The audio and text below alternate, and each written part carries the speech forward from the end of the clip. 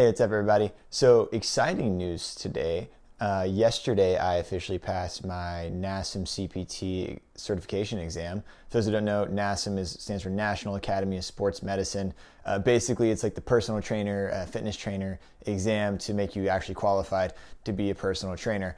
And so you're probably thinking right now, being like, Chase, what? That's so random. What happened? Well, that's what I'm going to fill you in on. So about 2 or 3 months ago, my wife Viva and I we were talking. We were trying to figure out, because of the baby coming, we're trying to figure out like our future plans and all these things. And she's going to stop working obviously for a while, but is she going to go back to work? We don't really know. And we live in New York, which is stupid expensive. And so this tension started to build, and at least within me. And I kept going to prayer and be like, God, like, what are we supposed to do? Like, Viva, she works, and obviously it's a big chunk of our income. How are we going to get by? How are we going to do this? And just, weeks were going by with just not really a clear answer to this. And we were talking, and, we're big on Dave Ramsey. We love his mentality, we love his approach. I still have a credit card. Sorry, Dave. But one thing he says is like, if you're trying to get out of a situation, or if you need money, suck it up and get the second job. So I was like, man, that would kind of suck, but like, whatever, I'll start looking around. And everything that was kind of open, just none of it seemed interesting to me at all. None of it seemed relevant. And I just couldn't see myself just doing a lot of the jobs that I saw that were part-time. And one day I was just looking, I saw there was an opening for like a front desk position at a gym. And I'm like, well, I guess I could do that. I started looking into it. And then, it kind of just struck me. It's like, well, I've played sports my whole life. I've done coaching in the past. I've done training in the past, just kind of unprofessionally, and by unprofessionally, I mean not being paid. And I was just like, well, I could look into doing that. And so I started looking into it, and I started getting really, really excited about the prospect of helping people physically as well as spiritually, as what I do my full-time job now. And so I talked to Viva. I'm like, hey, this is gonna be a little bit of investment up front, but I think this would be awesome. Because personal trainers, a lot of times you have pretty flexible hours, or if you work in a studio, you can work early in the morning, and so it frees you up later for my other job.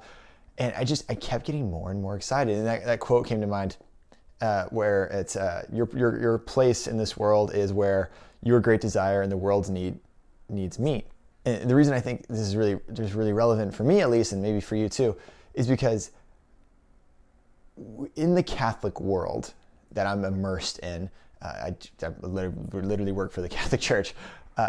I've met so many young men and women, and older men and women too, who they have a desire to be physically fit, to be healthy, but they could care less about being the next six-pack Joe, or to do these crazy, unhealthy diets that are just not sustainable, or they don't, they've done insanity and they say they lost some weight, but then they can't do it forever, or it's unsustainable, or they hurt themselves, and all these things. And that has always been so frustrating for me, because I've always loved playing sports. I've always loved working out, and I think I'm relatively healthy, but I don't do anything crazy. And craziness, the crazy intensity things, they're okay if you're at that level of intensity, but they're not sustainable, and they're not really meant for most people. So, for example, I did insanity a few times, and it was always fine. And I always, I lost some weight maybe, or I looked better. But then there's literally one time I physically hurt myself. I threw out my lower back about halfway through the program, and I had to stop the program. I couldn't do it. And then there's another time where I did it and it was fine, but I got bored after a while, or it's just that level of intensity is just, your body's not meant for that. It's not physically capable of sustaining that level of intensity for a long period of time. And so what my desire is, and what my hope is, and what I'm going to start doing actually on this channel as well, is to tie in faith and fitness, to tie in how, as Catholics, as Christians, we need to care about our bodies. We need to be physically fit. We need to be healthy. But at the same time, we don't have to care or worry or have a desire to be the next six-pack Joe. That's not the idea. The why of why I'm doing what I do, why I want to train people, why I want to help people, is to help them discover their why. Maybe it's, you're married, you have kids, you want to play sports with your kids, you want to be able to toss a ball around until you're old and you have grandkids and still toss a ball with your grandkids. or maybe you know you're a little unhealthy, maybe you're a little overweight, and you want to lose some weight to be healthy, but you once again don't care about being shredded and all these things, but you want to be healthy. Why? So because you should be healthy, and it'll help you live longer, it'll have less risk of diseases and all these things, and you've tried the diets and they don't work, or maybe they work for a little bit, but then you I guess relapse, quote unquote, or whatever. And I want to give practical, kind of virtuistic insofar as it's a middle ground advice with fitness and faith and health. So I really hope that you subscribe if you haven't already to get more faith and fitness videos. I'm really excited to join and to start this adventure with all of you. If you want any one-on-one advice or to reach out, I'd love to chat with you. I can always do online assessments as well, or over the phone, chat with you that way, because I want to help you discover your why. I want you to know what your motivation is, because just looking good, one, it's kind of vain, like we shouldn't be proud and vain in that way. So that can't really be a motivation. And honestly too, if your goal is to be six-pack Joe, when you're like 50 or 60, the odds of you having a six-pack aren't good. Is it possible?